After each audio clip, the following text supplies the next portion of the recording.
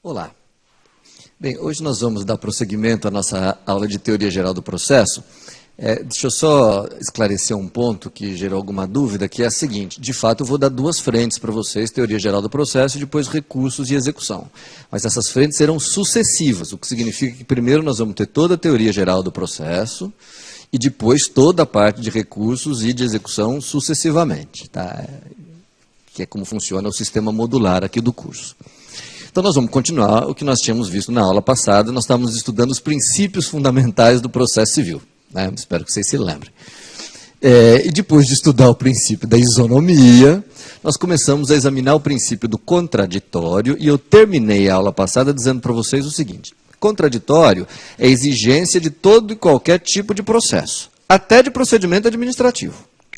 Tá? Mas há uma certa diferença, talvez, de intensidade no que concerne a esse contraditório, dependendo do tipo de processo. Por exemplo, nos processos criminais, o contraditório é mais intenso ou mais exigente do que nos processos cíveis. Porque nos cíveis, o direito de defesa não é uma obrigação. A pessoa tem o ônus, mas se ela se defende se ela quiser.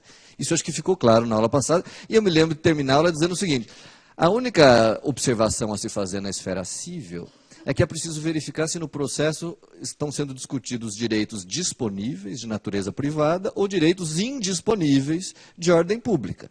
Porque se forem direitos indisponíveis de ordem pública, a falta de contestação não gera a presunção de veracidade decorrente da revelia. Ao passo que, se for um processo que verse sobre interesses disponíveis, sim. Foi aí que nós paramos, se eu não estou enganado. Então, retomando o princípio do contraditório, eu queria examinar com vocês, a respeito desse assunto, algumas questões que são muito comuns de serem feitas nos concursos sobre o contraditório. Algumas mais simples, outras mais complicadas. Vamos começar pelas mais simples. É muito frequente até hoje uma pergunta manjadíssima de concurso, a seguinte: o examinador chega para o candidato e diz assim: doutor, todo processo judicial exige contraditório? Exige, excelência, responde o candidato.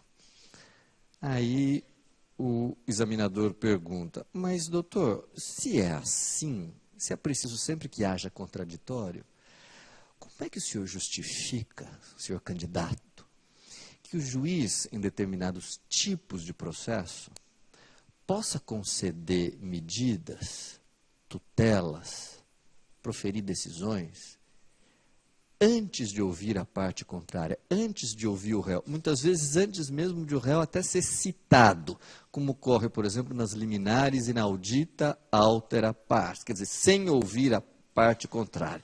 Vocês sabem que isso existe. É possível, em alguns tipos de processo, em determinadas circunstâncias, o magistrado deferir uma medida, às vezes de grande repercussão, de grandes consequências, sem ter sequer citado e ouvido a parte contrária. E isso o nosso ordenamento prevê e permite.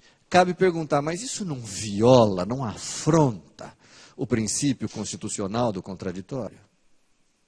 O que é que vocês... Como sair de uma armadilha dessa? A resposta é simplíssima, gente. Eu acho que a forma mais correta de responder isso seria dizendo o seguinte: de fato, a lei sempre exige contraditório. O contraditório tem que ser sempre observado. Mas nem sempre se exige que este contraditório seja prévio. Há casos no nosso ordenamento jurídico em que se admite o chamado contraditório, gravem essa palavra, diferido. Diferido aqui não quer dizer diferente. Não é esse o significado. Contraditório diferido quer dizer contraditório realizado a posteriori. Depois,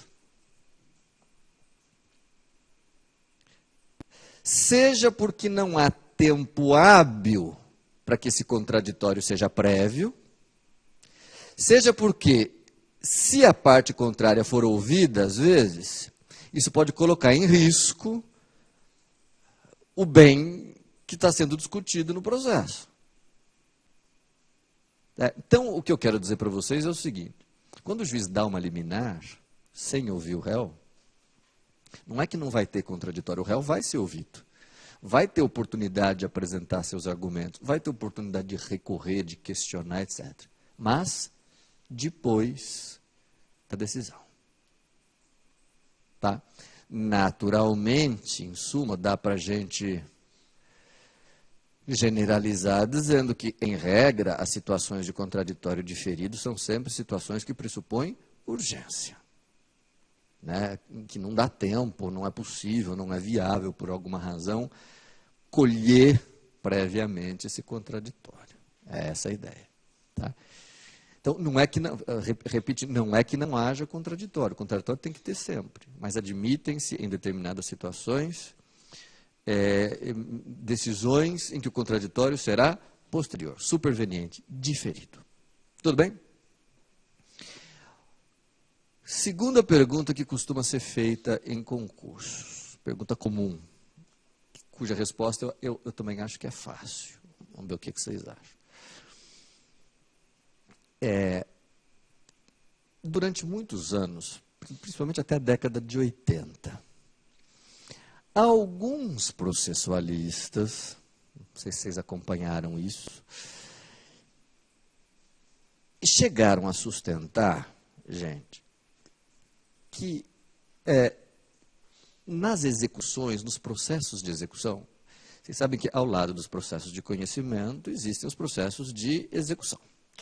Alguns processualistas chegaram a sustentar que na execução não existiria contraditório. Olha que interessante.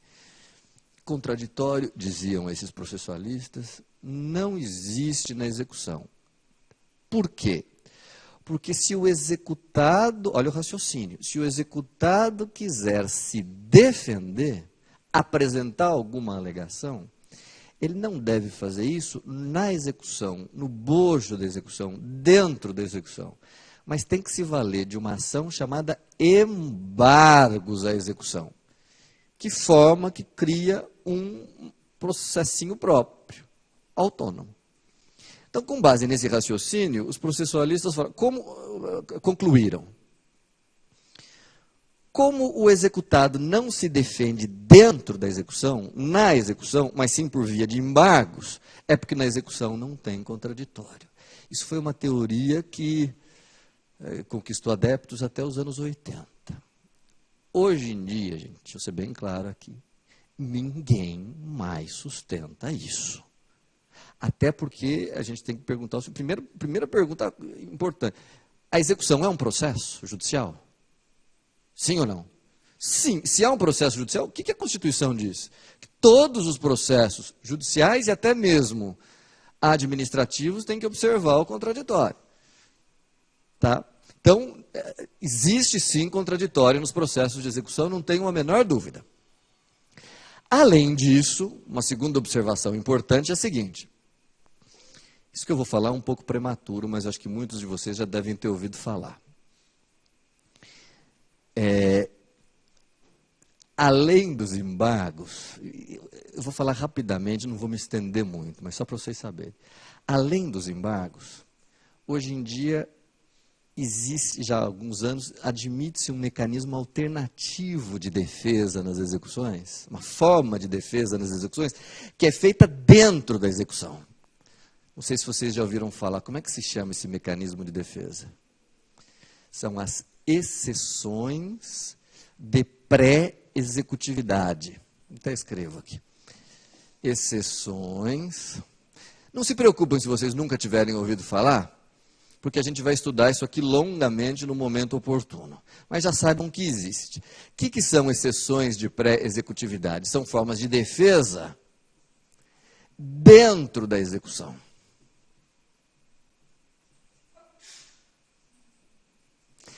Portanto, mecanismos pelos quais o executado pode se defender sem precisar embargar, dentro da própria execução. E aí a gente é obrigado a concluir, se isso existe, se existe uma forma de o executado se defender na própria execução, é porque algum contraditório existe. Tá? Então, mesmo nas execuções, existe sim contraditório. Tá?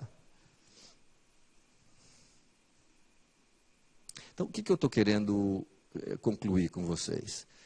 Vimos que nas cautelares, mesmo quando há deferimento de liminar, existe contraditório. Contraditório diferido, mas contraditório. Nas execuções, também existe contraditório.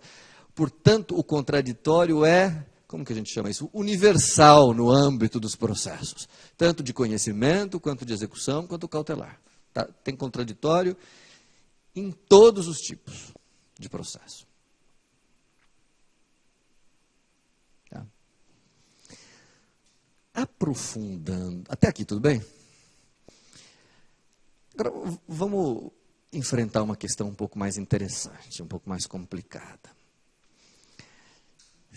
Sempre que se fala em contraditório, gente, o processo precisa observar o contraditório, etc., surge uma questão que a gente tem que enfrentar que não é simples, que é o problema da prova emprestada. Não sei se vocês quem advoga já deve ter ouvido essa expressão, prova emprestada. O que é prova emprestada? Como o nome diz, prova emprestada consistiria na possibilidade de usar num processo prova que teria sido produzida em outro processo. Então, seria usar num processo X, prova que foi produzida num processo Y. Sem dar mais nenhum detalhe, eu pergunto para vocês, isso pode? Agora estou em dúvida.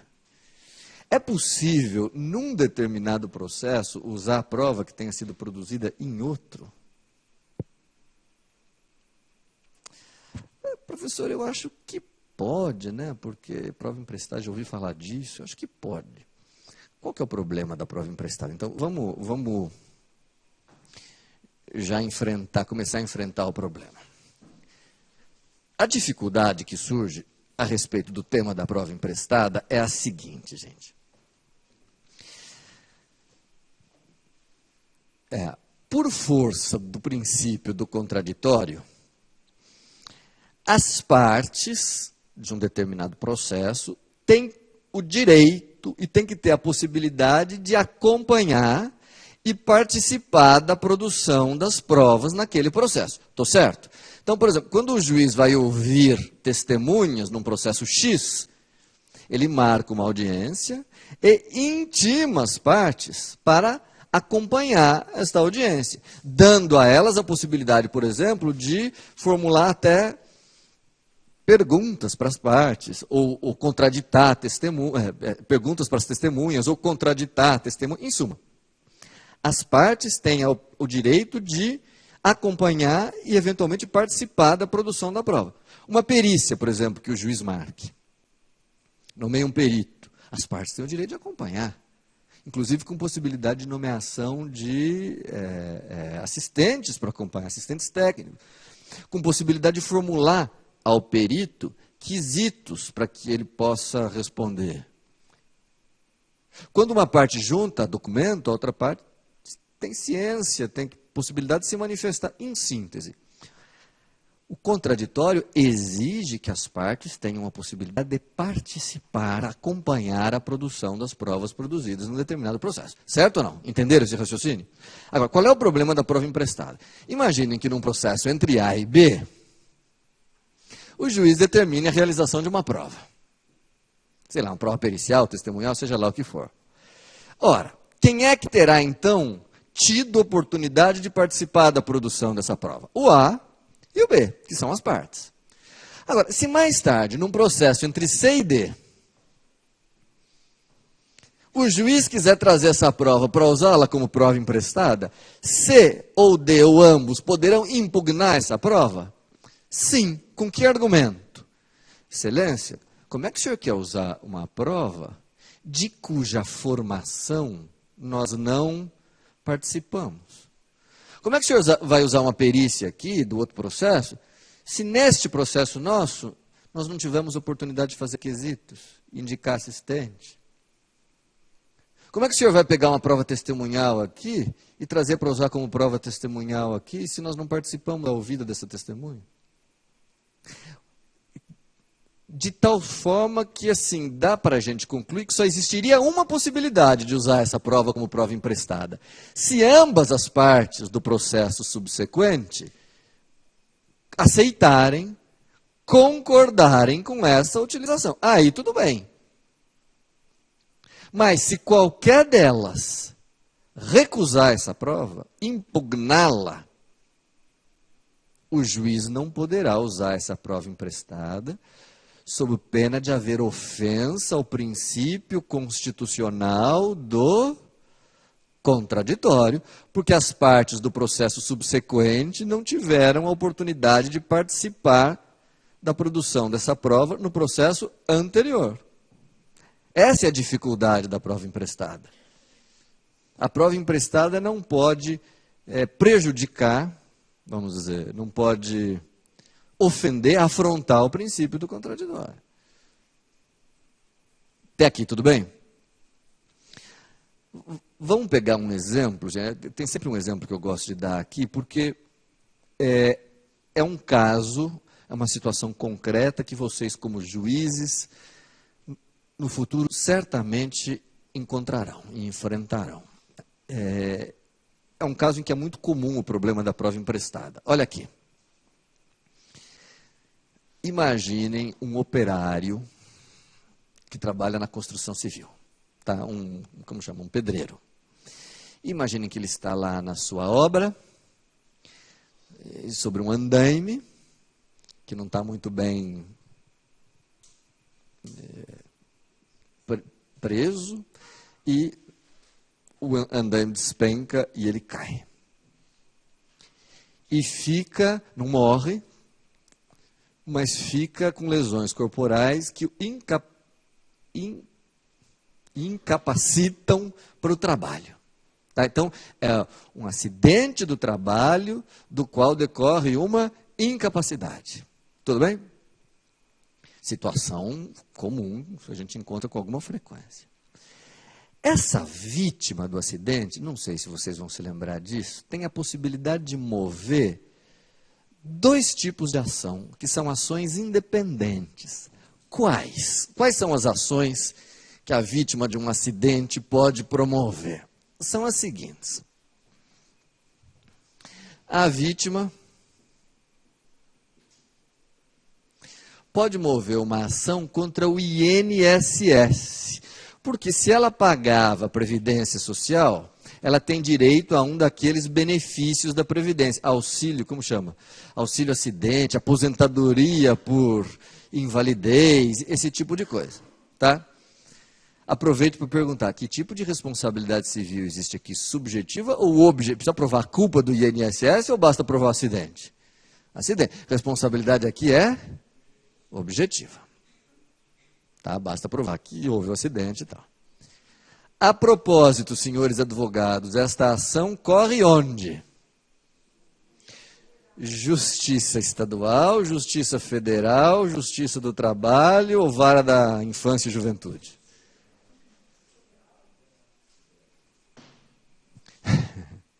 Então, muito cuidado com o que eu vou dizer agora para vocês não esquecerem nunca mais. O INSS é uma autarquia federal. Sendo uma autarquia federal, em regra, as ações contra autarquias federais correm perante a Justiça Federal. Isso está no artigo 109 da Constituição. Mas o próprio artigo 109 ressalva que quando a ação versar sobre acidente de trabalho, ela deve correr perante a Justiça Estadual. Não é Justiça do Trabalho, hein? É Justiça Estadual. Aqui em São Paulo, por exemplo, tem até varas próprias, varas de acidente de trabalho. Justiça Estadual comum. Tá? Então, esta vítima ajuizará uma ação contra o INSS perante a Justiça do Trabalho, não é? Perante a Justiça Estadual, que integra a Justiça Comum, Justiça Estadual Comum.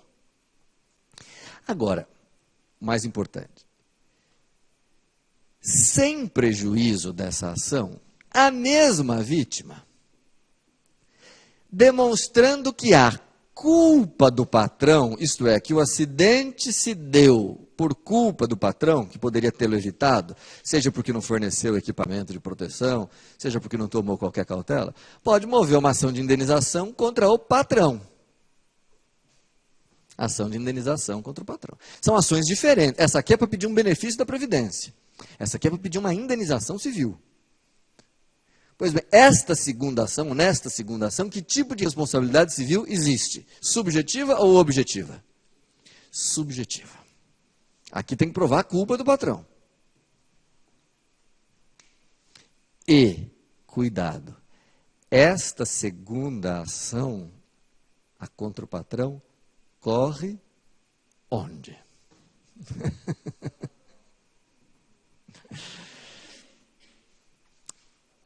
Bom, é isso. De 2004 para trás, era justiça comum, vara cível. Mas com a emenda 45 de 2004, a competência para esse tipo de ação passou a ser da Justiça do Trabalho. É esta ação, a contra o patrão, que corre na Justiça do Trabalho. Tá? Então, vejam, são duas ações muito diferentes. Né? É uma ação contra o INSS e uma ação contra o patrão, essa na Justiça Estadual comum, essa na Justiça do Trabalho. Tudo bem até aqui? Agora, vamos ao que nos interessa. Vocês concordam que, embora uma ação seja de responsabilidade objetiva e outra seja de responsabilidade subjetiva, tem uma coisa que, para a pessoa obter ganho de causa, para a vítima obter ganho de causa, tem uma coisa que ela precisa provar nas duas ações. O quê, hein? O que ela precisa provar se ela quer uma indenização porque ficou incapacitada para o trabalho? Já dei a dica. Ela precisa provar os danos, isto é, as lesões incapacitantes que ela sofreu. Tá? Professor, mas aqui a responsabilidade não é objetiva? A responsabilidade objetiva exime da prova de culpa, mas não exime a prova dos danos, né, da incapacidade, das lesões, etc. Então, isso tem que ser provado. E eu pergunto para vocês, qual é a forma mais adequada e eficiente de se provar incapacidade decorrente de lesões corporais? Que tipo de prova, normalmente, é a prova mais apropriada? Pericial.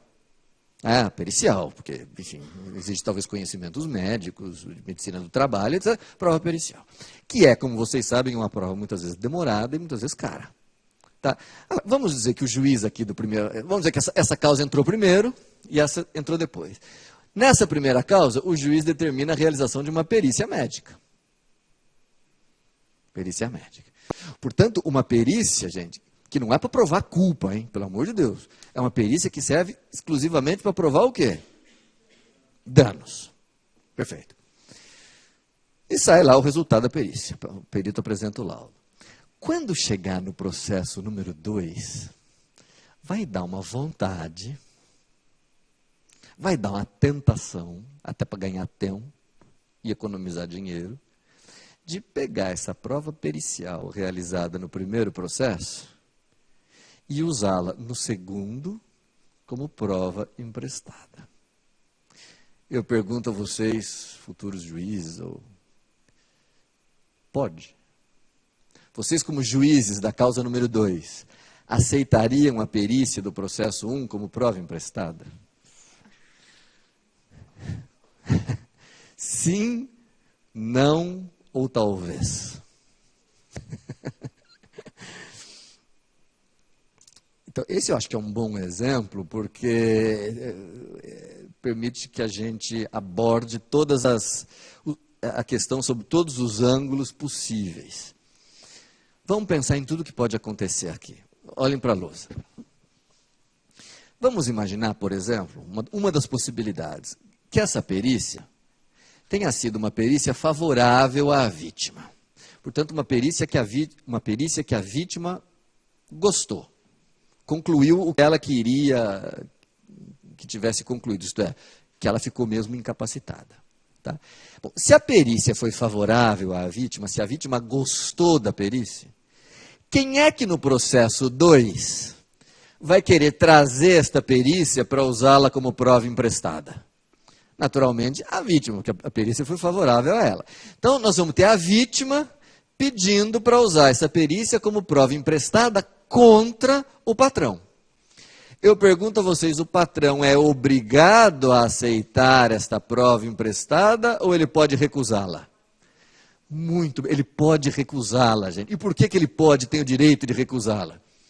Porque esta perícia foi realizada no processo número 1 sem a participação do patrão. O patrão não foi parte no processo. Não teve oportunidade de impugnar o laudo, não teve oportunidade de formular quesitos, não teve oportunidade de ter o seu assistente técnico, de formular uma suspeição do perito, não teve oportunidade de nada. Como é que vai pegar uma prova pronta, da qual ele não participou, para usar contra ele? Ele tem o direito de refutá-la, de recusá-la, sob pena de afronta ao princípio do contraditório. Agora, ele tem esse direito.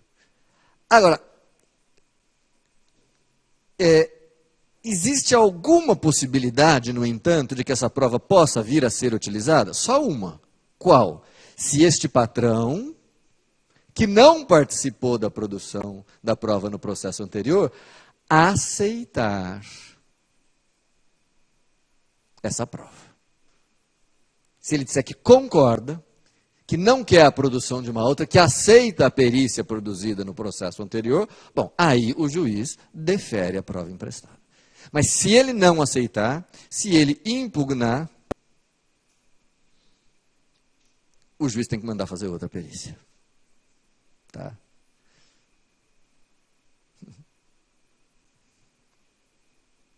Tá? Portanto, assim, deixa eu dar uma dica para vocês. Deixa eu ver se eu consigo me expressar com clareza. Olha só. Se a vítima trouxer essa perícia para usar como prova emprestada, o juiz já deve indeferi-la de plano? Não, primeiro é melhor que ele ouça o patrão, que pode ser até que o patrão aceite. E se o patrão aceitar, não precisa fazer outra. Tá? Agora, se o patrão recusar, tem que fazer outra.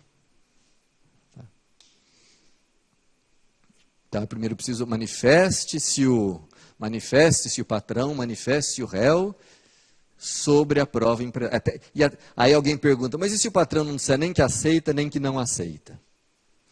Uma dica para os futuros juízes. Quando vocês forem ouvir o patrão, escrevam assim, manifeste o patrão sobre a prova emprestada, presumindo-se no silêncio que há aceitação. Combina com ele, já deixa tudo no despacho, bem claro. Então ele já sabe que se ele quiser impugnar, ele tem que fazer expressamente. Tudo bem? Agora, vamos imaginar uma outra situação agora. Vamos imaginar uma outra hipótese. Vocês concordam que é possível que esta perícia, realizada no processo 1, seja contra a vítima, favorável, portanto, ao INSS? Digamos que seja uma perícia que conclua que a vítima não sofreu danos, não ficou incapacitada, ou que os danos foram muito menores do que ela queria comprovar. Enfim, uma perícia ruim para a vítima. Se assim for, gente, muito possivelmente no processo número 2, quem é que vai querer tirar cópia e trazer essa perícia para usá-la como prova emprestada? O patrão. Então nós vamos ter o patrão, dessa vez, trazendo esta perícia para usá-la contra a vítima. A minha pergunta para vocês nesse momento é, quando isso acontecer, esta vítima vai poder impugnar esta prova e exigir a produção de outra? Sim ou não? A resposta só pode ser não. E por que que não? Porque esta vítima participou da produção dessa prova no processo anterior. Ela era parte do processo anterior, ela teve oportunidade de formular quesitos, teve oportunidade de indicar assistente técnico, enfim.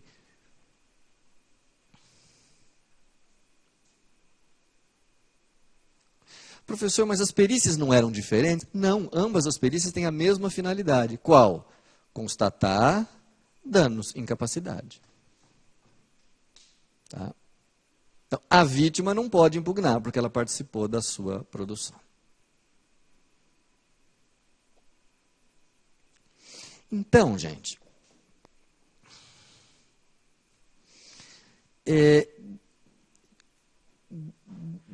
desse exemplo, eu queria extrair com vocês uma conclusão sobre a prova emprestada. Eu vou falar uma frase agora que eu não quero que vocês copiem, porque depois eu dito. Tá? Não se preocupem com anotar agora que eu dito.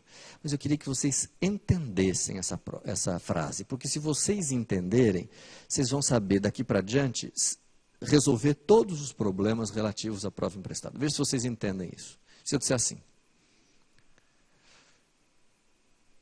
só é possível usar prova emprestada contra alguém, só é possível usar prova emprestada contra alguém se, esse alguém participou da produção dessa prova no outro processo, ou 2, se não participou dessa prova, mas concorda com a sua utilização.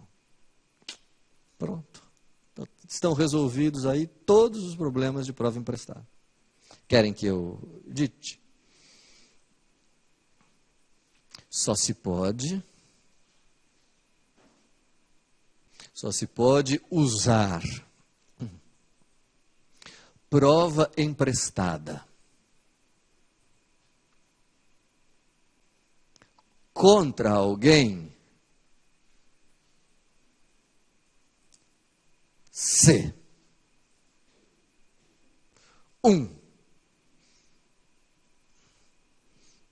ele participou da sua, se alguém participou da sua produção,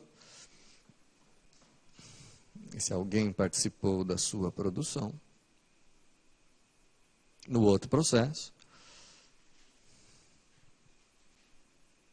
ou 2, não participou, mas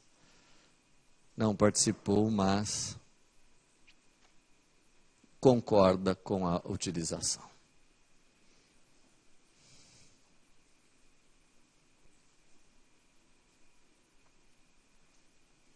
Entenderam? O que no fundo quer dizer o seguinte: só se pode usar prova emprestada se ela não ofendeu o princípio do contraditório. Ou porque o outro participou da prova no outro processo, ou porque não participou, mas aceita e fim de papo. É ouvido e concorda. Tá? Vocês sabem, vou até contar um caso concreto, que acho que ajuda a ilustrar. Vejam como, às vezes, um bom advogado, que conheça bem o processo civil, pode ajudar muito numa causa. Vou contar uma situação concreta para vocês. Havia uma execução promovida por um banco contra uma pessoa X. Era uma execução de valor muito elevado, de uns títulos de crédito, duplicatas, de um empréstimo, enfim, que o banco fez a X e X não pagou. Tá? Bom, o processo era de execução. E nesse processo de execução acabou ocorrendo a penhora de uma indústria,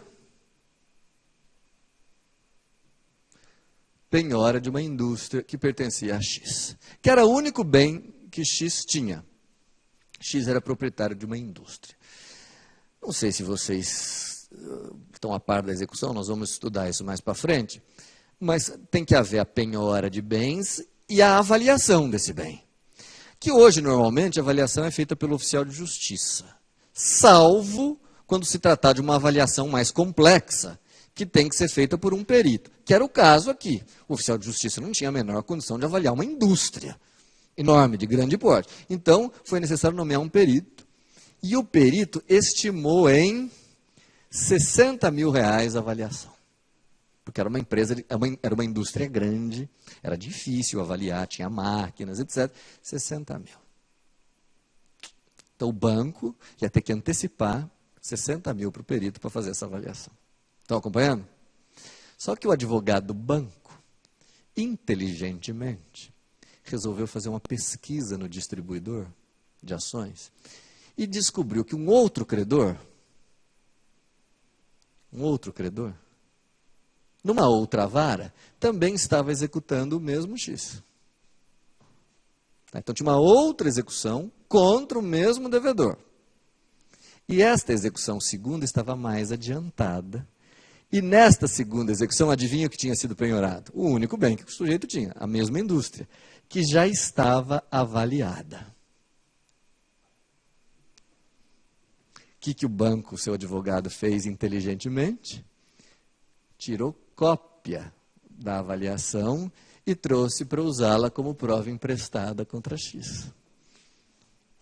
Eu pergunto a vocês, X teve a possibilidade de recusar esta avaliação, de recusar essa prova, que, só entre parênteses, era uma avaliação relativamente recente? Porque também se fosse uma avaliação de 15 anos atrás, talvez tivesse desatualizada, mas não era o caso. X pôde recusar essa prova? Não. Por que que não?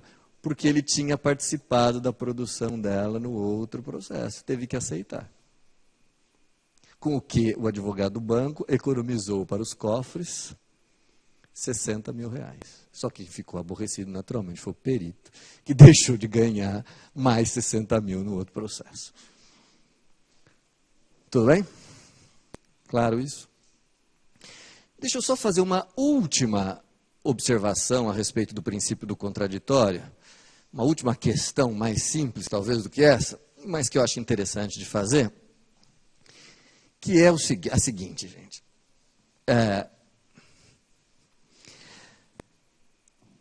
Vocês sabem que, nos últimos anos, o Código de Processo Civil veio passando por inúmeras pequenas reformas. Mini-reformas, micro-reformas, pelas quais o Código de Processo Civil foi passando. E numa delas, foi introduzido no Código de Processo Civil um artigo que causou, na época, muita controvérsia, que é o artigo 285, letra A, Código de Processo Civil. Esse artigo foi acrescentado ao Código de Processo e ele trata do quê? Só para vocês lembrarem. É um artigo que trata das chamadas ações repetitivas. O que são aquelas ações repetitivas? São aquelas situações em que milhares de ações, ou centenas ou milhares de ações, idênticas, versando a mesma questão jurídica, são ajuizadas. Por exemplo, envolvendo diferença de caderneta de poupança, envolvendo tarifa de linha telefônica. Milhares de ações iguais, versando sobre a mesma questão, são ajuizadas. Então, o que diz esse artigo 285? Não sei se vocês vão lembrar dele. Ele diz assim: quando a questão controvertida for exclusivamente de direito, a questão discutida no processo for exclusivamente de direito, e em processos anteriores, na mesma vara, a sentença tiver sido de total improcedência, nos casos novos que entrarem, o juiz pode dispensar a citação do réu e julgar, repetir as sentenças anteriores de plano. Quer dizer, ele pode proferir uma sentença de improcedência, de total improcedência, sem que o réu seja sequer citado. Desde que na mesma vara, em casos anteriores, a sentença haja sido de total improcedência. Lembram desse artigo? Não sei se vocês já tinham estudado. Vejam, quais são os requisitos para a aplicação desse artigo? Não quero me estender, porque nós não estamos estudando propriamente esse artigo, estamos estudando o princípio do contraditório. Mas o que ele diz é, quando houver ações repetitivas, reiteradas, envolvendo a mesma questão, e o juiz da vara, na mesma vara, as sentenças forem de total improcedência, forem de desacolhimento, os casos novos que entrarem, como o juiz já tem convencimento formado sobre aquela questão, o juiz não precisa nem mandar citar o réu, ele já julga e já sentencia de plano. Alguns processualistas até brincam, dizendo que antes havia o julgamento antecipado da lide. Com esse artigo 285A foi criado o julgamento antecipadíssimo da lide, porque o juiz profere sentença sem que o réu nem sequer, profere sentença de mérito, total improcedência, sem que o réu tenha sido nem mesmo citado. Bom, vocês já devem estar percebendo por que, uma vez que nós estamos estudando o princípio do contraditório, por que é importante examinar esse artigo. Quando ele entrou em vigor, algumas pessoas, alguns processualistas, começaram a sustentar que esse artigo seria inconstitucional. Com base em que raciocínio? Por que ele seria inconstitucional? Por ofensa ao princípio do contraditório. E onde estaria a ofensa ao princípio do contraditório, segundo esses processualistas? No fato de que o juiz profere uma sentença de mérito, sem que o réu tenha sido nem mesmo ouvido. Entenderam? Agora, eu pergunto a vocês, antes de qualquer explicação, vocês acham que isso é inconstitucional ou não? Não sei. A OAB, a Ordem dos Advogados do Brasil, impetrou, ajuizou uma ADI, né, essa ação direta de inconstitucionalidade no Supremo, que ainda está em andamento, mas na qual não foi deferida liminar, o que significa que esse artigo 285, letra A, está em plena vigência, em pleno vigor, em plena aplicação. Tá? Tem eficácia total. Eu, pessoalmente, independentemente da questão a ser examinada pelo Supremo, a mim não me parece que haja nenhuma ofensa ao princípio do contraditório. É verdade que o réu não é sequer ouvido. Mas ele não é sequer ouvido porque ele não sofre nenhum prejuízo, uma vez que a sentença proferida tem que ser de total improcedência. Esse artigo 285, letra A, só cabe quando a sentença for de total improcedência. Então, é verdade, sai uma sentença, sem que o réu seja ouvido, mas é uma sentença inteiramente favorável ao réu. E eu, me colocando na situação desse réu, eu daria graças a Deus, porque foi proferida uma sentença de total improcedência, sem que eu nem precisasse ter contratado advogado. Talvez tenha sido esse o ponto que incomodou, né, que levou ao juizamento da ADIM. Vamos dizer assim. Não é? Mas a mim não me parece que haja ofensa ao contraditório na medida em que a sentença é inteiramente favorável ao réu. Ela não pode trazer nenhum prejuízo ao réu. Eu concordo, haveria inconstitucionalidade, sim, se houvesse a possibilidade de dar alguma sentença que trouxesse algum prejuízo ao réu sem que ele tivesse sido ouvido. Aí seria inconstitucional. Tá? Mas não é isso que diz o 285A. O 285A só autoriza o juiz a proferir sentença sem ouvido do réu quando se tratar de sentença de total improcedência. Portanto, que não lhe traga nenhum tipo de consequência, nenhum tipo de prejuízo.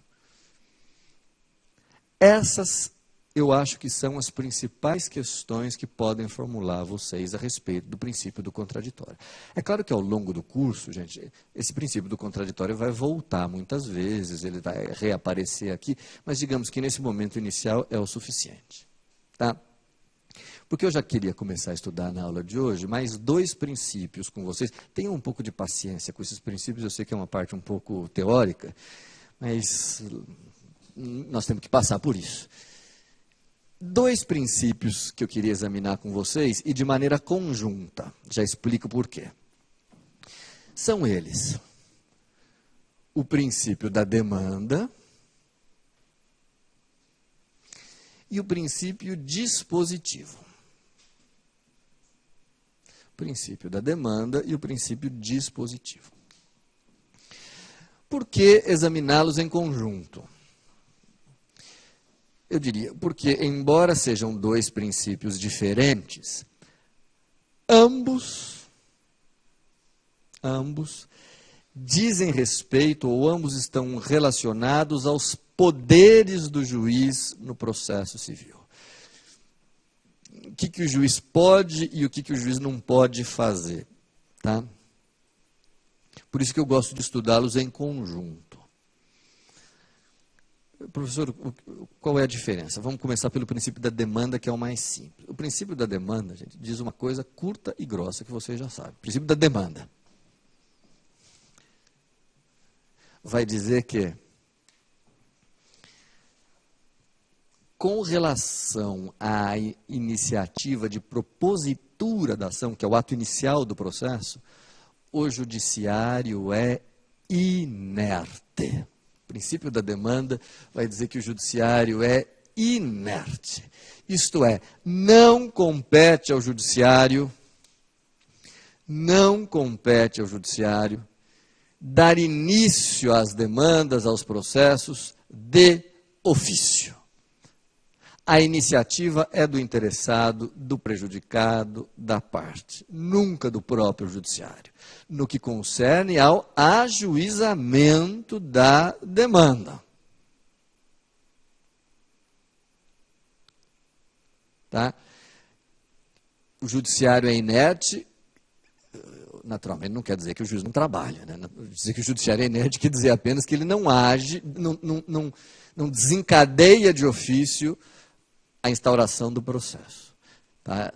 Ele só age mediante provocação do interessado, do prejudicado. Claro que toda boa regra, inclusive no processo civil, só é boa se tiver alguma exceção. Então eu queria que vocês refletissem nesse momento e tentassem lembrar de pelo menos uma ou duas ações que o juiz possa abrir e iniciar de ofício, sem que haja provocação. Quais? Tem um exemplo mais conhecido, assim, que eu acho que esse vocês teriam condições de lembrar. O Código de Processo Civil diz o seguinte: se ninguém dos interessados requerer a abertura do inventário do de cujus, se o inventário não for aberto por ninguém, caberá ao juiz de ofício determinar a abertura. Então, o inventário é talvez o exemplo mais importante, o exemplo mais conhecido de ações que possam ser iniciadas de ofício. Outro exemplo, arrecadação de bens do ausente. É um exemplo menos comum, mas, enfim, que existe. Lembram do ausente, aquela pessoa que desaparece do seu domicílio sem deixar... Se ele deixar bens, esses bens estão ameaçados, porque o dono sumiu. Então, o juiz, tomando conhecimento, pode, de ofício, determinar que eles sejam arrecadados e postos aos cuidados de um curador. Tá? Mas vejam, são exceções. A regra é a da inércia. Tá? Eu citei o inventário e a arrecadação de bens de ausente como exceções à regra geral. Tá? Agora, tomem cuidado com o seguinte: o princípio da demanda diz que a iniciativa é da parte, não do juiz. Agora, uma vez que a parte tomou a iniciativa e propôs a ação, o processo corre por impulso oficial. Isto é, cabe ao juiz, a partir do momento em que há o ajuizamento, cabe ao juiz dar andamento ao processo até que ele chegue ao final. Tá? O juiz não pode deixar o processo paralisado. Ah, professor, mas e se o andamento depender de alguma providência do autor e o autor não toma essa providência? O que o juiz tem que fazer? Mandar intimar esse autor para que ele tome a providência, e se ele não tomar a providência, aí o juiz extingue. Né? Mas, enfim, o que não pode é ficar parado. Né? O juiz tem que ficar o tempo todo impulsionando, conduzindo o processo. Tá? Então, esse é o princípio da demanda. Por outro lado, existe também o princípio dispositivo no processo civil.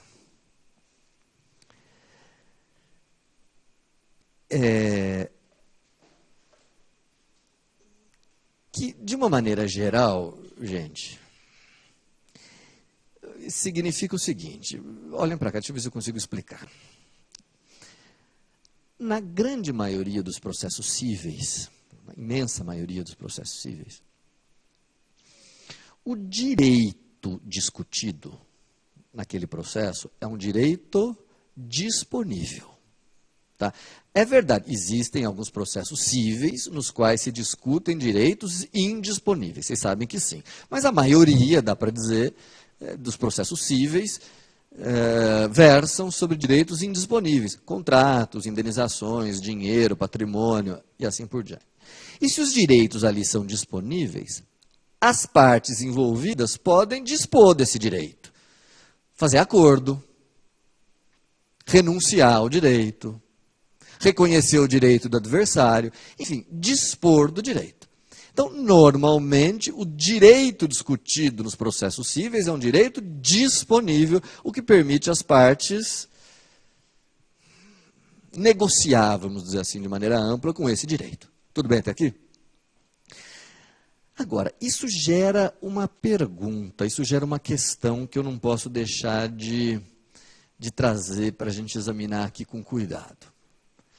Bom, se o processo versa sobre direito disponível, se a parte pode dispor do direito, abrir mão, renunciar, concordar, fazer acordo, etc., do ponto de vista do direito material que está sendo discutido, quando esse direito é trazido para o processo, vai surgir a seguinte questão.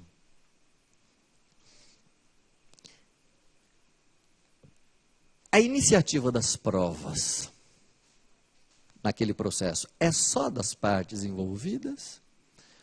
Ou o juiz pode determinar de ofício alguma prova que ele ache importante para melhor esclarecimento dos fatos? Essa é uma pergunta interessante.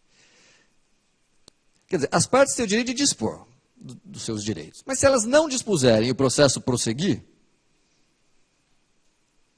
que poderes terá o juiz em relação às provas? Ele fica numa posição passiva, só examinando as provas trazidas e requeridas pelas partes, ou o juiz pode assumir uma posição mais ativa e determinar provas que ele ache importantes ou interessantes, mesmo que não requeridas? Essa é uma pergunta de capital importância. Pode ou não pode? Vamos pegar o clássico exemplo que muitos autores citam, pegar uma situação banal, de acidente de trânsito. Esse é o exemplo que vocês vão encontrar em muitos autores. Imaginem vocês aqui um cruzamento de duas avenidas. Tá? E que nesse cruzamento existe um semáforo. Tá? Estão vendo aqui o semáforo? E imaginem que venha um carro daqui, que eu vou chamar de carro A, venha um carro daqui, que eu vou chamar de carro B, e não se sabe de que maneira, quem furou o sinal e tal. Aqui no meio do cruzamento, eles colidiram. Tá? Aqui são as ferragens depois da colisão. Pois muito bem, danos nos veículos, nos dois veículos. Como o judiciário é inerte, vai caber ao interessado promover, se quiser, contra o outro, uma ação que naturalmente será uma ação de indenização, reparação de danos. Portanto, nesse caso, uma ação que versa sobre interesse disponível, porque é patrimônio, dinheiro, etc. Tudo bem? Maravilha. Agora, é claro que se o autor está pedindo indenização, ele vai ter que, na petição inicial, imputar a culpa pelo acidente ao réu. Então, o autor vai ter que, na petição inicial, dizer que quem furou o sinal vermelho foi o réu. O juiz vai mandar citar o réu. E, muito provavelmente, ao se defender, o réu vai dizer o quê? Que foi o autor quem furou o sinal vermelho. O que vai obrigar o juiz, que não estava presente, nem poderia estar, porque senão ele não seria juiz e sim testemunha, vai obrigar o juiz a determinar, abrir a possibilidade de produção de provas. Vamos imaginar que cada uma das partes arrole 3 testemunhas.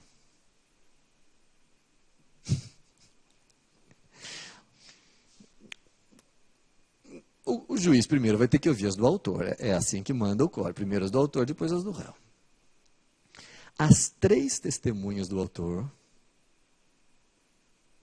com absoluta convicção, dizem que quem furou o sinal vermelho foi o réu.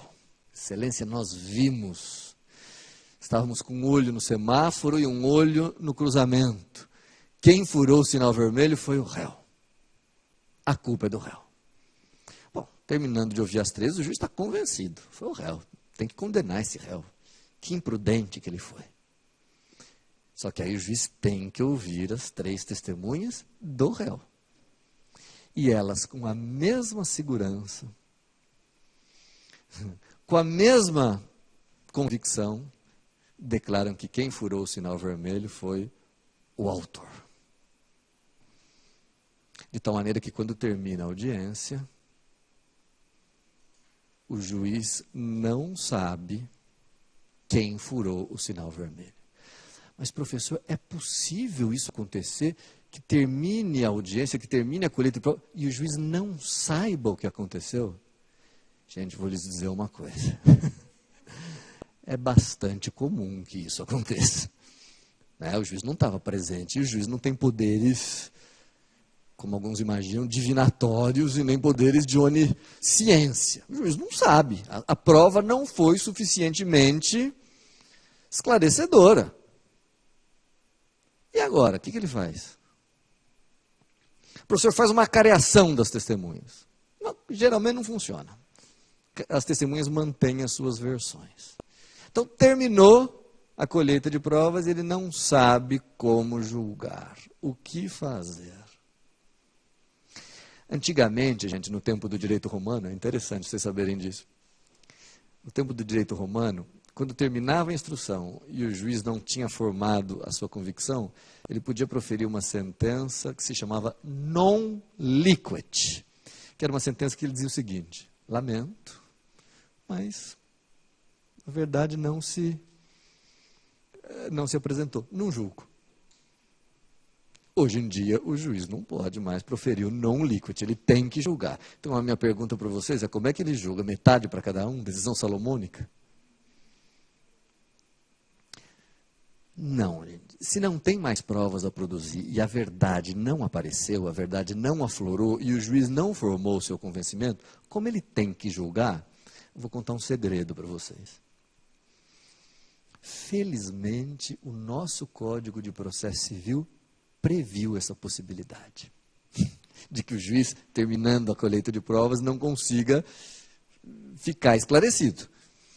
E o Código de Processo Civil, prevendo essa possibilidade, formulou num artigo muito importante, que é o artigo 333, onde que eu vou pôr?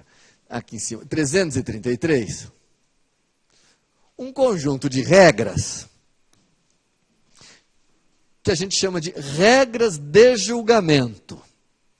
Ou, se vocês preferirem, regras do ônus da prova. São regras dirigidas ao juiz, destinadas ao juiz, e que o juiz só deve aplicar, só deve se valer dessas regrinhas do 333, em que circunstâncias?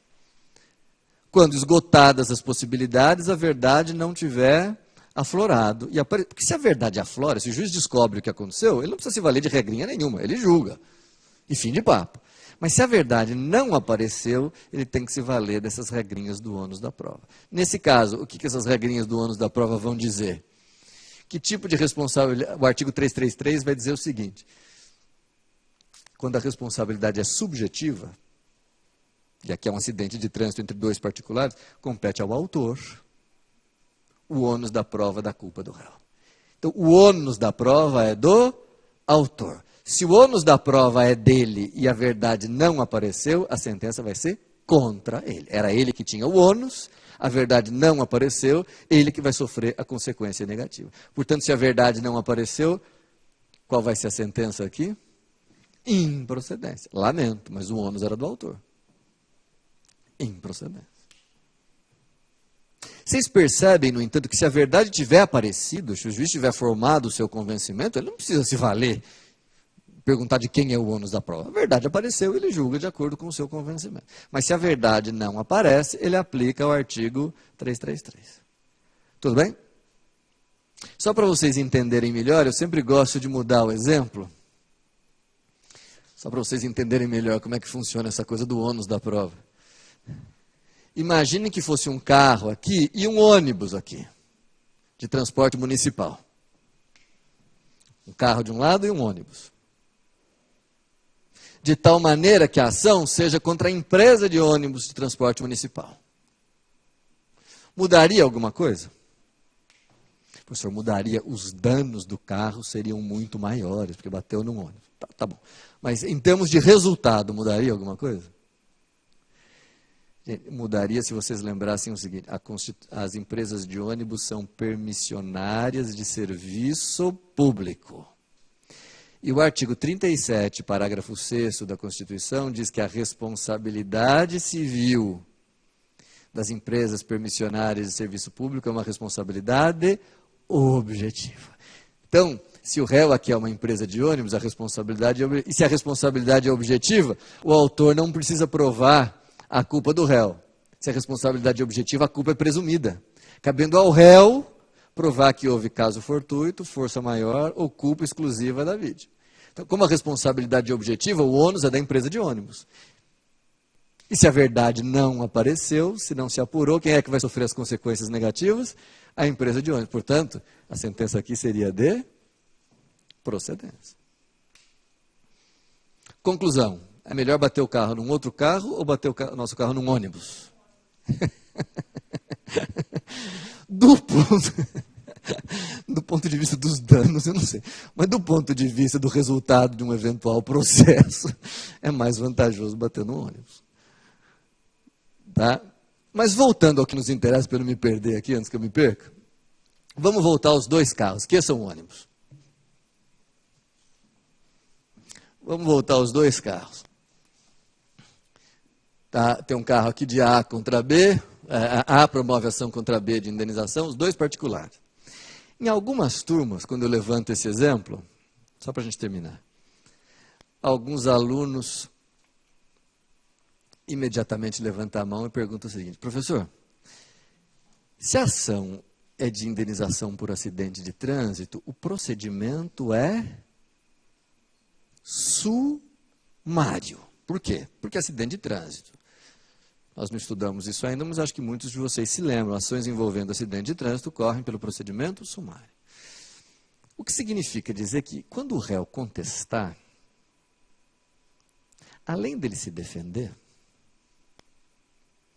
ele pode formular o chamado pedido contraposto. Não sei se vocês se lembram, no procedimento sumário, é autorizado ao réu, além de se defender na contestação, formular um pedido contraposto.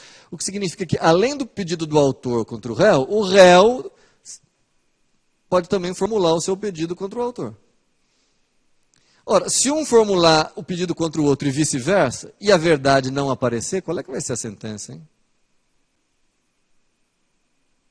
Agora fiquei em dúvida.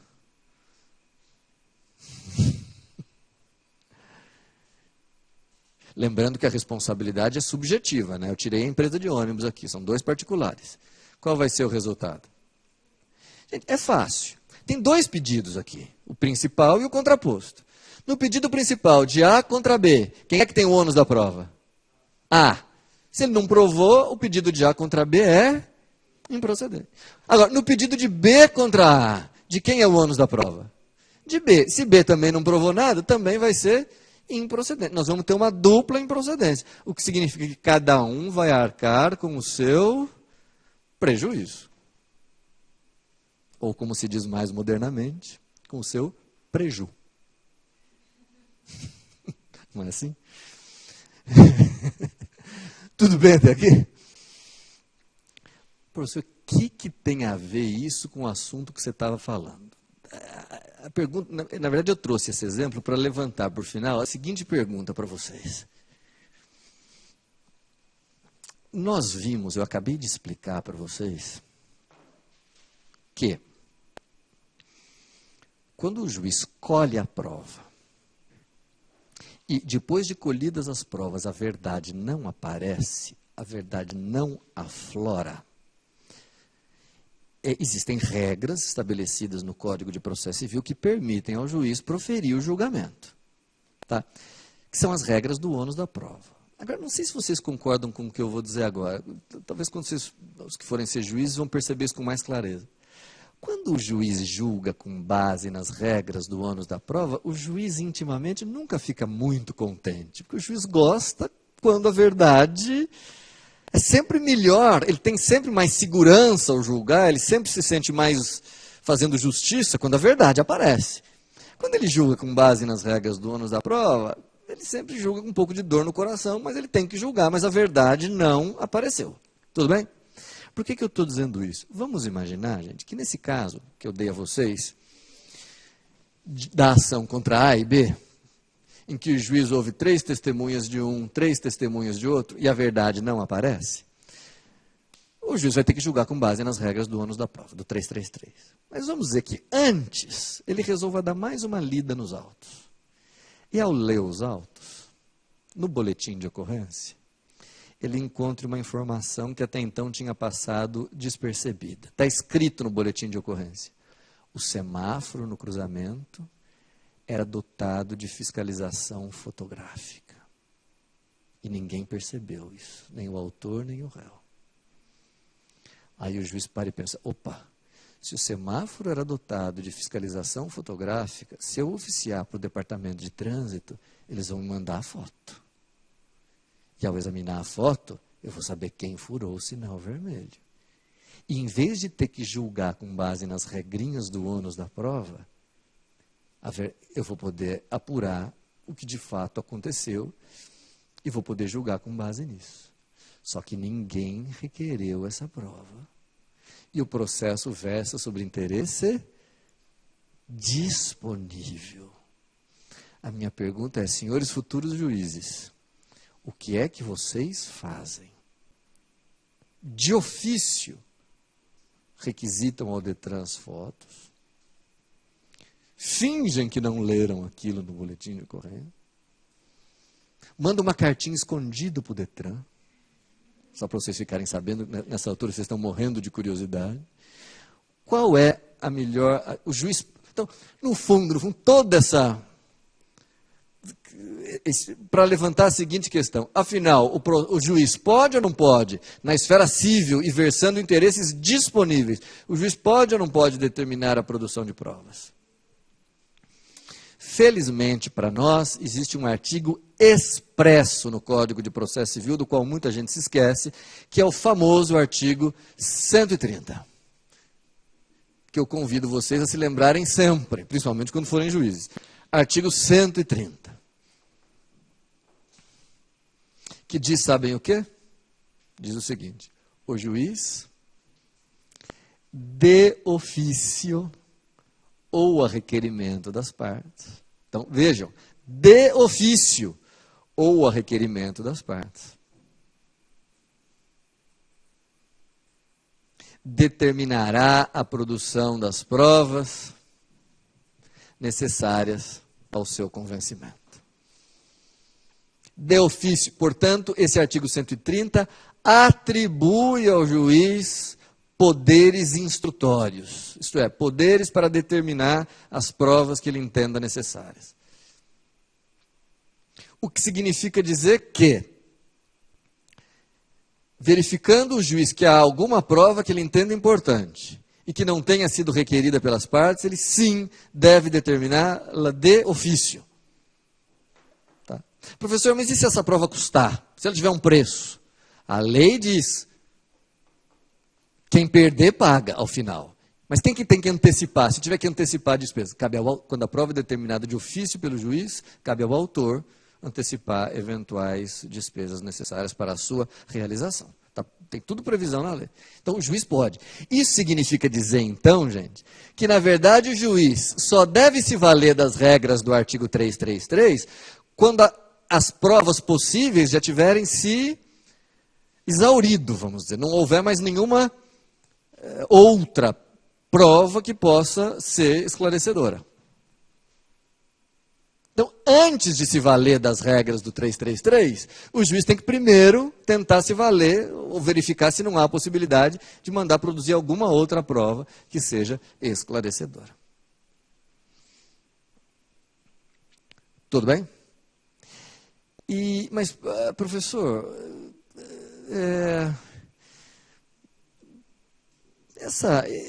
esse poder do juiz, na prática, o juiz exerce? Resposta, tem que exercer. O que acaba acontecendo, vou contar uma coisa para vocês, e aí a gente termina esse assunto. O que acaba acontecendo é o seguinte, neste exemplo aqui da lousa, se a verdade não aparecer, de quem é o ônus da prova? Se a verdade não aparecer. Isso significa que, se os fatos não ficarem esclarecidos, A é que vai sofrer as consequências negativas, tá? Da verdade não aparecer. Ora, professor, se o juiz então mandar produzir prova de ofício, se o juiz mandar vir essas fotos do Detran, o juiz não vai estar, de uma certa forma, ajudando A? Porque, afinal de contas, era A que sofreria as consequências negativas. Era A que tinha que ter pedido essa prova. Se ele não pediu e o juiz mandar de ofício, o juiz não vai estar ajudando A. O juiz não vai estar, com isso, perdendo a sua imparcialidade e ajudando uma das partes? Vocês acham isso? Claro que não, gente. O juiz não mandou produzir essas fotos, não requisitou essas fotos, nem para ajudar A, nem para ajudar B, porque ele não sabe o que essas fotos revelarão. Na verdade, o juiz mandou vir essas fotos para poder julgar com mais segurança, com mais, enfim, com mais justiça, né?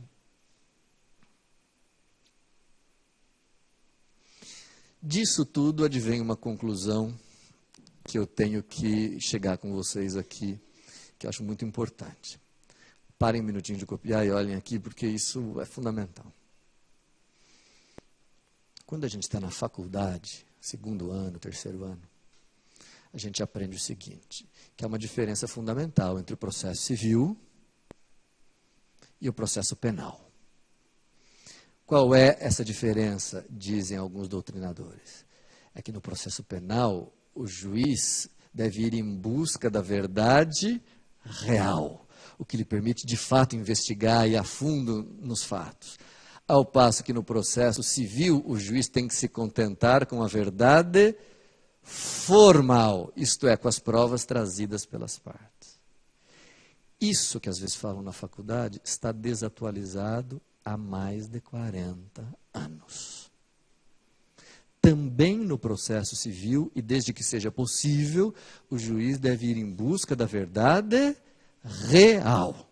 Também, porque assim ele vai julgar melhor. Também no processo civil ele tem poder de investigar, de ir em busca da verdade real, quando ela for, evidentemente, acessível. Quando houver elementos que permitam chegar a ela. Tá? Ele só deve se contentar com a verdade formal se não for possível apurar os fatos.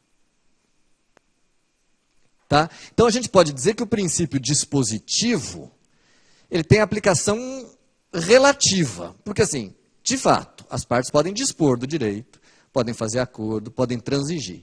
Mas no que concerne à produção de provas, ainda que o processo seja disponível, o juiz tem poderes inquisitivos de determinar a produção de ofício de provas.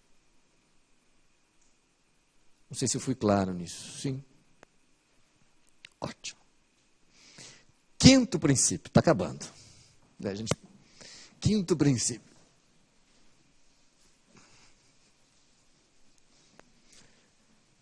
É o da imparcialidade do juiz. Aproveitar que nós entramos um pouco nesse assunto, vamos falar do princípio da imparcialidade do juiz. É uma imparcialidade do juiz.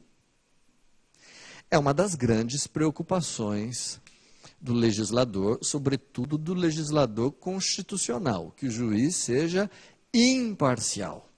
Isto é, equidistante dos litigantes, não podendo, como se diz, não podendo preferir ou não podendo, como se diz, proteger nenhum deles em detrimento do outro. Tá? Agora, pensem um pouco na situação do legislador. Como garantir que o juiz seja imparcial? Tem algumas formas, né? Primeiro, exigir que ele só possa ser juiz se aprovado em concurso público. Depois, determinar que não possam participar da causa juízes que tenham relação com algum dos litigantes. Então, criam-se hipóteses em que o juiz é impedido de julgar, ou suspeito, porque é amigo íntimo, ou inimigo capital, ou recebeu presente. Enfim, a lei cria aí uma série de mecanismos para evitar que o juiz perca a sua imparcialidade. Mas eu diria que de todos os mecanismos criados por lei para que o juiz seja imparcial, o mais importante é o seguinte: o legislador pensou, com muita razão, que para o juiz ser imparcial, não se pode dar à parte, o que é a proporção, o direito ou a possibilidade de escolher o juiz da sua causa. Imaginem se a parte pudesse dizer, olha, eu quero que a minha ação caia na X vara civil, ou na tal vara criminal. E por quê que isso tem que ser evitado? Porque vocês sabem que, às vezes, sobre o mesmo assunto jurídico, existem 2, 3, 4 entendimentos diferentes. Né? Vocês sabem que cada cabeça é uma sentença, e que cabeça de juiz é comparada com as coisas mais curiosas. Não é? De maneira que, se fosse possível a parte escolher o juiz, ela evidentemente iria procurar um juiz cujo entendimento está afinado com os seus interesses. Então vem a lei e cria a seguinte regra que é fundamental.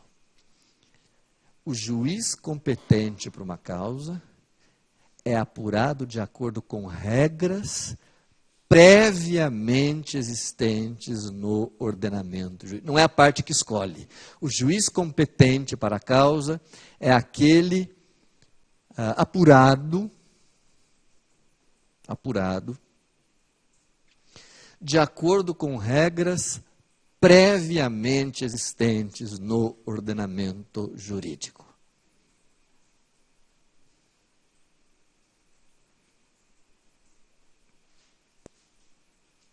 Portanto, cabe ao ordenamento jurídico formular um conjunto de regras e de sistemas que indique a quem cabe julgar determinadas causas. Né? E aí vem a pergunta que vocês vão responder com facilidade. Que nome se dá a esse juiz competente, cuja competência é apurada de acordo com regras previamente estabelecidas no ordenamento jurídico? Quem é esse juiz? Toda causa tem o seu juiz natural. Tá? Então, a gente se depara pela primeira vez com o conceito de juiz natural. Que, no fundo, é o juiz competente, apurado de acordo com regras previamente estabelecidas. Toda causa tem o seu juiz natural. O que significa dizer que não é a parte que escolhe o seu juiz, mas é o ordenamento jurídico que vai dizer quem é o juiz natural da causa. Não podendo, isso que eu vou falar é uma consequência, não podendo, então, não é possível, não se admite, então, que se criem juízos ou tribunais supervenientes para julgar fatos que ocorreram antes. Tá? Como é que se chamam esses juízos ou tribunais supervenientes que seriam criados para julgar causas que ocorreram anteriormente e que são terminantemente proibidos no Brasil? São os juízos ou tribunais de exceção, exatamente. Juízos ou tribunais de exceção. Pergunta de conhecimentos gerais, que agora cai na prova. Qual é o nome do tribunal de exceção mais conhecido do século XX, criado por volta do início dos anos 60 para julgar crimes praticados pelos nazistas durante a Segunda Guerra Mundial? E que é considerado tribunal de exceção porque foi criado pós-factum. Tribunal de Nuremberg. Né? O Tribunal de Nuremberg é considerado um tribunal de exceção. Porque criado depois. No Brasil, esse tipo de tribunal é expressamente vedado pela Constituição brasileira. Tudo bem? Agora, então toda causa tem o seu juiz natural, que é aquele apurado de acordo com regras previamente existentes no nosso ordenamento jurídico. Eu quero aproveitar esse momento da aula, esse tempo que nos resta, para examinar com vocês qual é a exata dimensão desse juiz natural, para a gente poder terminar. Eu vou trazer aqui para vocês um caso, uma situação que surgiu na década de 90, meados da década de 90, 95, 94, não me lembro exatamente, e que foi uma situação que acabou sendo decidida ao final pelo Supremo Tribunal Federal e que versa sobre a questão do juiz natural. Por isso é uma questão muito importante e muito interessante para nós e pouco compreendida. Vejam só, vocês vão ficar surpresos com a questão que eu vou trazer. Até os anos 90, meados dos anos 90, quando um militar, no exercício das suas atividades, matava alguém, um civil, por exemplo, ele não era julgado pela justiça comum, mas sim pela justiça militar. Tá? Militar.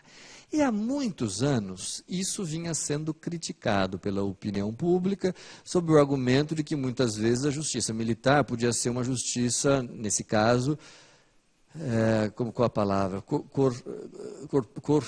Corporativista, ou favorável, benevolente, etc. Bom, não sei se é verdade isso ou não, mas era o que a opinião pública dizia nos anos 90. Tá?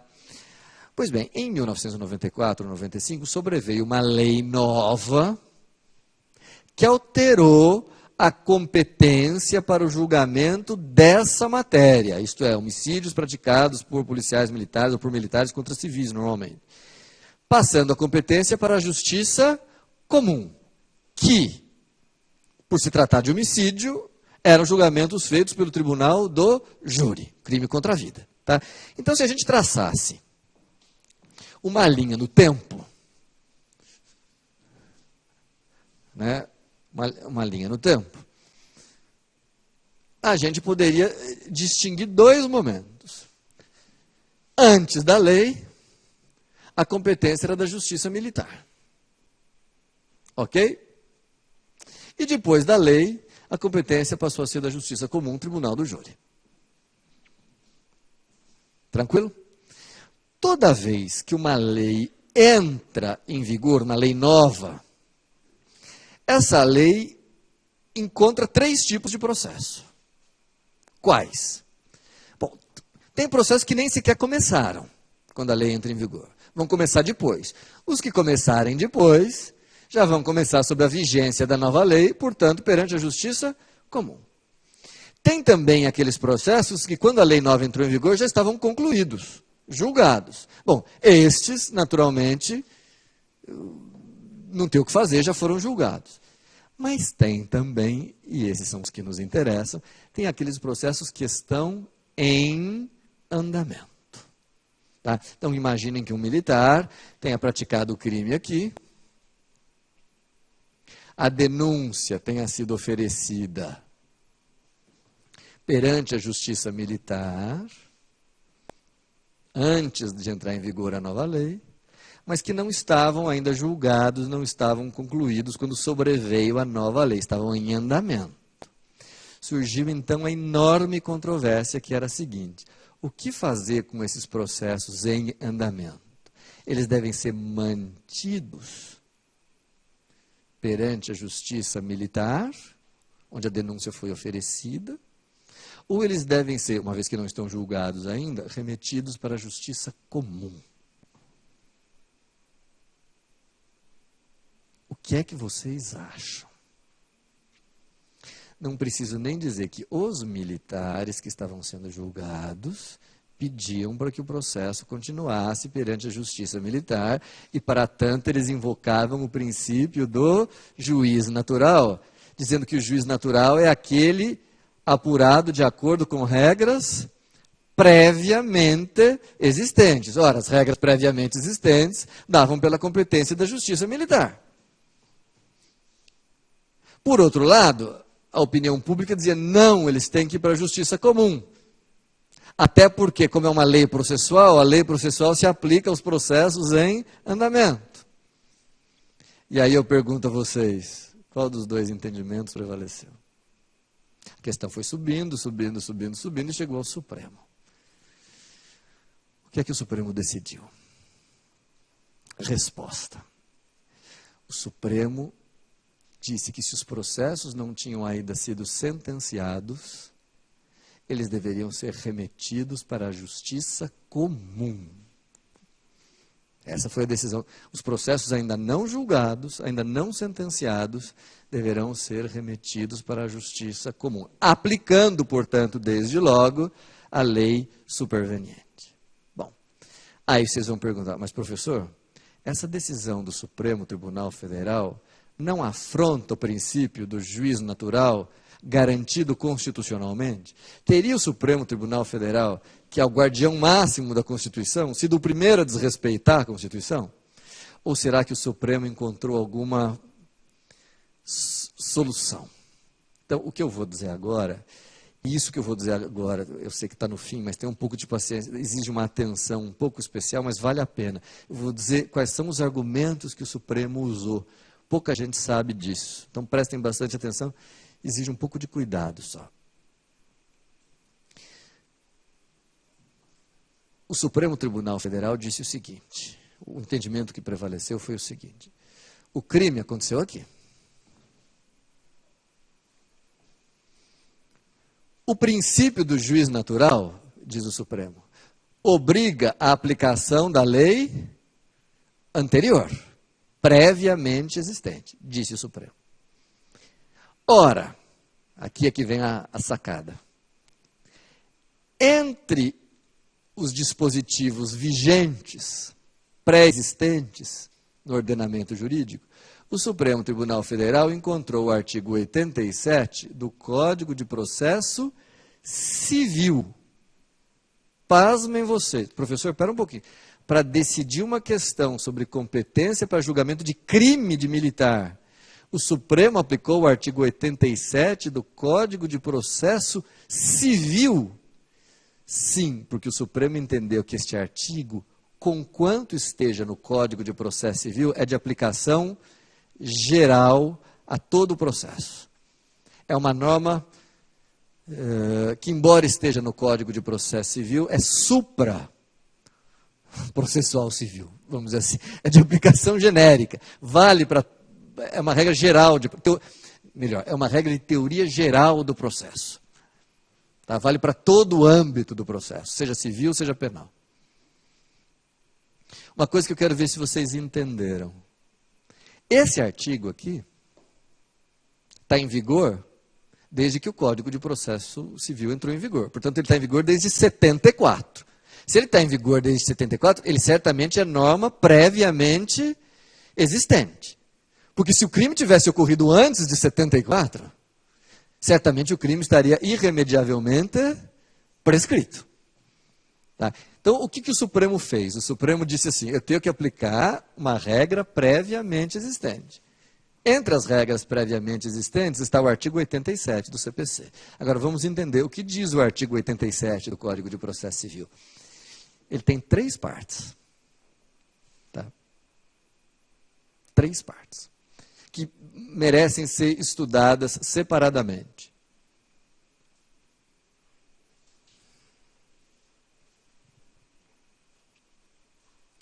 Vamos lá. O que diz a primeira parte do artigo 87? Ele diz assim: a competência, primeira parte, a competência para o processamento e julgamento da ação é determinada no momento da propositura da ação. Essa é a primeira parte. A competência é determinada no momento da propositura da ação. Então, é no momento da propositura da ação que se define quem é o juiz competente. Ora, aplicando essa primeira parte, de quem seria a competência? Justiça militar. A segunda parte desse artigo reforça ainda mais a primeira. A segunda parte diz assim: são irrelevantes as alterações de fato e de direito supervenientes. Então, vejam o que essas duas primeiras partes em conjunto estão dizendo. Elas estão dizendo o seguinte: a competência, gente, é determinada no momento da propositura da ação, e o que acontecer depois é irrelevante. Mesmo o que acontecer depois, seja de fato ou de direito, não se aplica. Então, se o artigo parasse aqui, de quem seria a competência? Da Justiça Militar. Aliás, essas duas primeiras partes do artigo 87, que diz que a competência determina-se no momento da propositura da ação, sendo irrelevantes alterações de fato ou de direito supervenientes, constituem um princípio que se chama princípio da perpetuatio. Até escrevo aqui. Perpetuatio jurisdictionis. Jurisdicciones. Isto é, a competência determinada no momento da propositura da ação se perpetua. Ela não muda, não importa o que aconteça. Se vocês propõem uma ação no domicílio do réu, mesmo que o réu mude de domicílio, a ação continua. Mesmo que venha uma lei superveniente, continua. O problema é que esse artigo 87 tem uma terceira parte, que eu vou dizer agora, que justamente traz algumas exceções à perpetuatio jurisdictionis.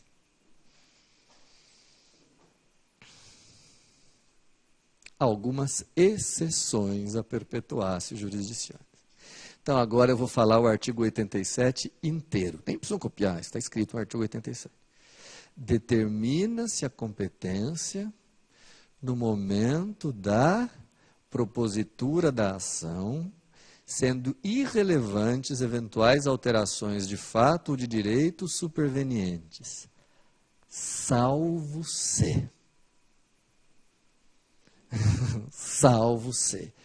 alterarem a competência em razão de matéria ou hierarquia, ou se suprimirem o órgão jurisdicional, que não é o caso aqui.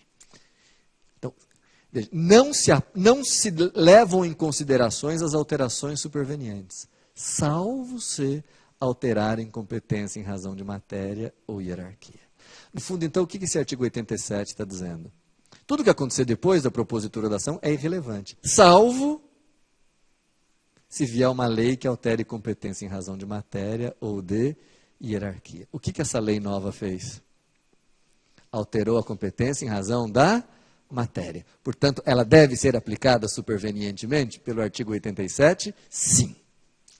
Então, agora dá para formular de maneira global o raciocínio do Supremo. Olha aqui. Deixa eu falar uma coisa. Tem gente que critica esse raciocínio do Supremo, tem gente que entende que é um absurdo, mas é o raciocínio que prevaleceu, é um raciocínio do Supremo e ele é muito engenhoso. O Supremo diz assim. Não precisam copiar, olha aqui, porque eu só vou repetir o que eu já disse. Esse artigo diz assim. O Supremo disse o seguinte. O princípio do juiz natural me manda aplicar a lei anterior.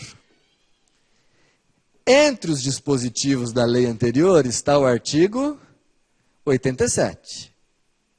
Portanto, o artigo 87 tem que ser aplicado. E o que diz o artigo 87, que é norma de supradireito? Ele diz assim, determina-se a competência no momento da propositura da ação, as alterações supervenientes são irrelevantes, salvo se houver modificação de competência em razão de matéria.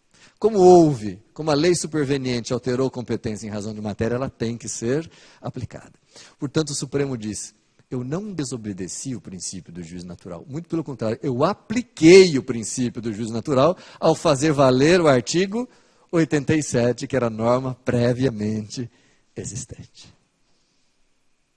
Engenhoso, não? Mas mais importante, em vez de saber se vocês concordaram ou não concordaram, deu para entender e acompanhar o raciocínio do Supremo? E esse mesmo raciocínio fez jurisprudência em pelo menos mais 2 casos, que eu queria lembrá-los aqui para a gente poder concluir. Em 1996, não é do tempo de vocês, acho, como estudantes, mas em 1996 aconteceu uma coisa interessante, que hoje, às vezes a gente até esquece.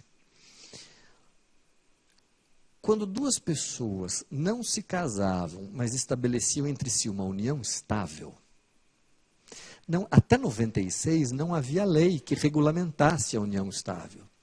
Portanto, se as pessoas queriam dividir patrimônio ou discutir a união estável, elas entravam não em vara cível, a competência era, perdão, não em vara de família, elas tinham que entrar em vara cível. Era uma ação que se chamava reconhecimento da sociedade de fato, que corria em varas, todas as ações envolvendo união estável corriam em vara cível até 96.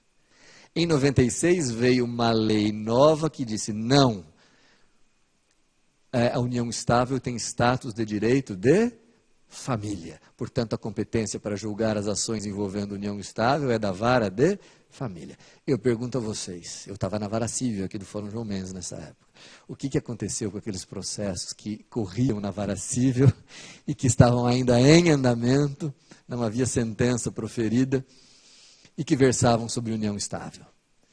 Em todos eles, os juízes cíveis puderam despachar. Remetam-se os autos à vara de família com as nossas homenagens, tendo em vista que houve alteração de competência em razão de matéria, sendo aplicável, portanto, o artigo 87, já que entra numa daquelas exceções à regra da perpetuatio jurisdictionis. Entenderam? E mais recentemente também houve um caso emblemático, que eu até acabei mencionando no começo da aula, que é o problema dos acidentes de trabalho contra o patrão. Até 2004, as ações envolvendo acidente de trabalho contra o patrão corriam em vara cível também. Se o patrão não tomou os cuidados necessários e o empregado sofreu um acidente, a ação indenizatória corre em vara cível. Com a emenda 45, a competência passou a ser da Justiça do Trabalho. Ora, o que aconteceu com aquelas ações de acidente de trabalho ainda em curso, ainda não julgadas, que corriam na vara cível? Foram todas remetidas para a Justiça do Trabalho. Hoje tem até a súmula vinculante, acho que é a súmula vinculante 22 do Supremo, que diz que se o processo não está julgado, a competência é da Justiça do Trabalho. Tá? Eu interrompo aqui. Nós não terminamos ainda o princípio da imparcialidade justa, tem mais algumas coisas que eu quero falar, mas não dá mais tempo. Na próxima aula eu prometo a vocês, a gente termina essa parte de princípios e já entra numa parte mais interessante do processo civil, tá bom? Então até a próxima semana.